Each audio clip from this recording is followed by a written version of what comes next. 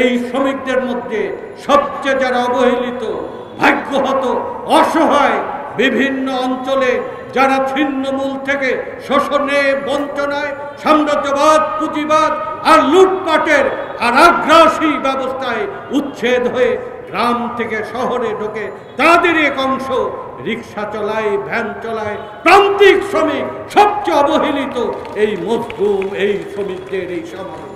যে দেশে শ্রমের মূল্যায়ন করা হয় না, শ্রমিকের মজুরির মূল্য দেওয়া হয় না, গরিবের জীবনের নিরাপত্তা দেওয়া হয় না, সেই দেশ এগুতে পারেনি।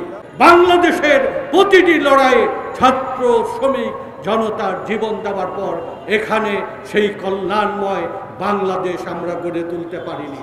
হঠাৎ করে গত 3 দিন আগে ঢাকা নগর সহ সমগ্র বাংলাদেশ থেকে এই অটো, ভ্যান, রিক্সা নিষিদ্ধ করার এক ঘোষণা দিয়েছে।